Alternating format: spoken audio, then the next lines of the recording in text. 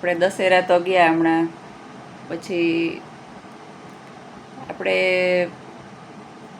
એમ કે રાવણને આપણે વાત કરીએ તો રાવણ એટલો જેવા આપણે ધારીએ એટલા ખરાબ નહોતા, ત્રિકાળ જ્ઞાની હતા કે એને તો ત્રણેય કાળની ખબર હતી કે શું થશે, શું થઈ ગયું હતું ને શું અત્યારે હાલે છે, જે એની પરિસ્થિતિ થવાની હતી એને ખબર હતી. એ ઋષિપુત્ર હતા, એની માતા એ રાક્ષસી હતી, કેતસી એની માનું નામ, ને ઋષિના પુત્ર હતા. તો વાત એ કરવાની છે કે સીતા હરણ કરીને રાવણ આવ્યા અહીંયા લંકામાં, તો મંદોદરીએ પૂછ્યું કે તમે આપણે સાધુનો જ વેશ કેમ ધારણ કર્યો, તમે ધારત તો રામનો પણ વેશ ધારણ કરીને લઈ આવત ને, તો સીતાને ક્યાં ખબર પડવાની હતી. તો રાવણે કેવો સરસ જવાબ આપ્યો હતો કે જ્યારે મેં રામનું રૂપ ધારણ કર્યું ને ત્યારે મને હરેક સ્ત્રીમાં માં નજર આવતી હતી, એટલે એ કે એ સ્વરૂપ એણે ન લીધું અને સાધુનો વેશ ધારણ કર્યો. સાધુનો વેશ શું કામ કે આપણને બતાવવા માટે ત્રિકાળ જ્ઞાની હતા, એટલે કે અત્યારે સાધુના વેશમાંય તમે છેતરાઈ શકો છો એમ. અત્યારના જે આપણે સાધુ બાબા જે બધા ખરાબય નથી હોતા ને બધા સારાય નથી હોતા, એટલે એણે સાધુનો વેશ ધારણ કર્યો.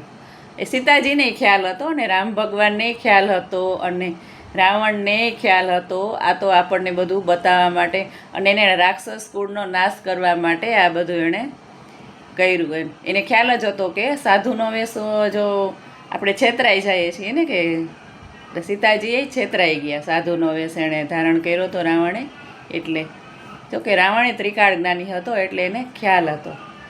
બાકી રાવણ ખરેખર મહાન વ્યક્તિ હતો, એને પોતાના કુળનો નાશ કરવા માટે ભગવાન આણે દુશ્મની કરી એમ.